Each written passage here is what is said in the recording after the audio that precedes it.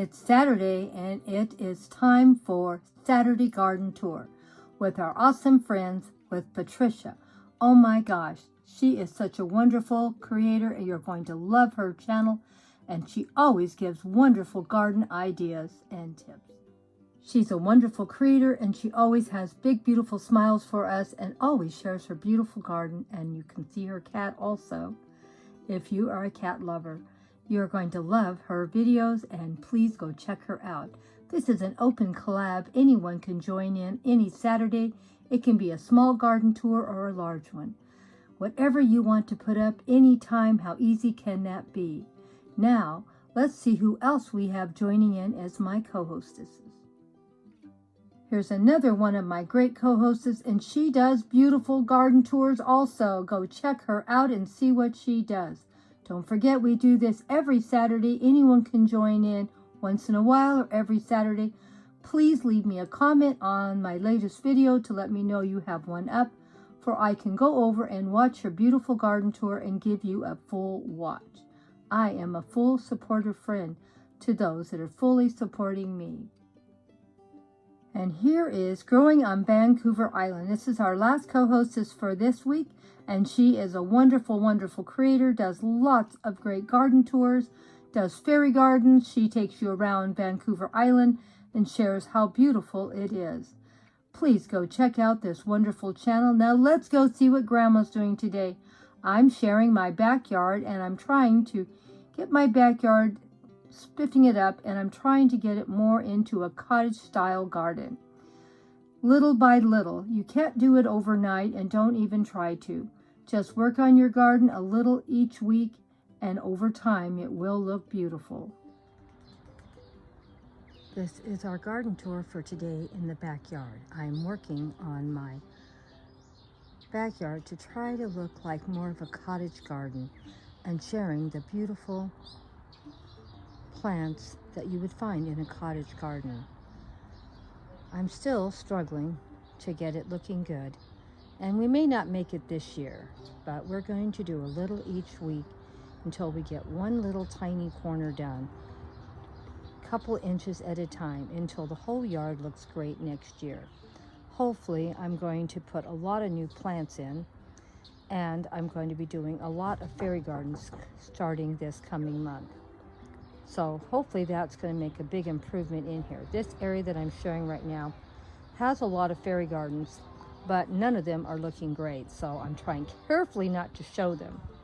So next month I can re-clean them up, reshoot them, and we will have 30 new cleaned up fairy gardens for June. So let me know what you thought of this little tiny corner of my garden. Now, some of these plants are new, and some of them I may still buy some more.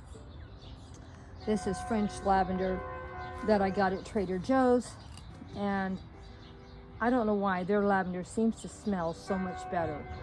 I'm going to put this in a bigger container, and I think I'm going to use it in containers instead of in the ground, for it's easier for Grandma to come to and clip off the tops and keep it short and compact.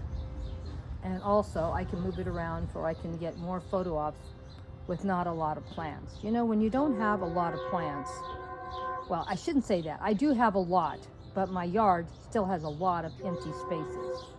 So I can move these plants around, because most of them are in containers, and make them look more compact and more beautiful. As you can see, I do have a lot of containers, and I am now spending all my extra money probably on more containers. I'm trying to do at least one container a month, as long as I'm working. Once I stop working, probably I'm not going to be able to do that.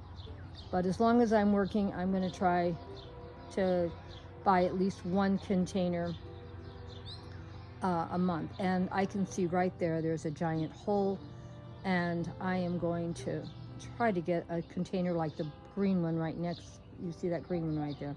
Get another one like it and put it right there in that hole, and get some shade plants and put in there. So it's a little bit of a struggle getting everything done, but a few big pots can make a huge difference when you have a little space that needs to be filled up. And I'm thinking this area is looking pretty good. Let me know what you think. Now, these here are bulbs, and they have just opened up, and I wanted to share how pretty they are. They are not new. I've had them 2 or 3 years. So I do have a lot of plants that I share with you that I've had for a long time, but you know, you have to wait for the bulbs to start blooming. And I have another one somewhere, but I don't know what I've done with it. Now that's terrible, isn't it? When you know you have another one blooming and I need to go look for it. And I might be able to even move it over here and make it even look prettier and more full. So, but I wanted to share this little area right now. And of course, you know how much I love these plants also. The white color pops so much in the garden, and they get a little yellow flower on them. These haven't started blooming yet, but you can see they're going to be blooming any time now. So hopefully we can come back and take a picture next week of the same area, and I will maybe have another pot bought, maybe. And we'll see what improvements we have made. But like I said, just a little area. I can't try to do the whole yard. It's too big. But I'm trying to do tidying up small little tiny area every single week. And then once I do that, then I can shoot it without any problems. Like I said, we have a lot of fairy gardens over here, and I'm carefully not sharing them with you. So there'll be a lot more you're going to see next month in the same area. And some of these plants, because they're in containers, may be in some other area, and we may have something else moved over here. But I'm really going to get the French lavender from Trader Joe's, the second one. I'm real happy with it. It smells wonderful. And for some reason, their lavenders are always nicer than everybody else's. So if anyone wants to know, are Trader Joe's plants any good? I give them usually an 8 or a 9. I usually have very little trouble. And I'm sure these bulbs are probably from Trader Joe's. Most of my bulbs are from Trader Joe's because they have very good quality bulbs, and I never am unhappy with them. So that's what I think about Trader Joe's. I buy a lot. Now we have a lot more things that are blooming. Here is another one of my favorite plants, and it's starting to bloom too. So hopefully in another week we are going to have a much prettier area, and I need to clean up some more out here.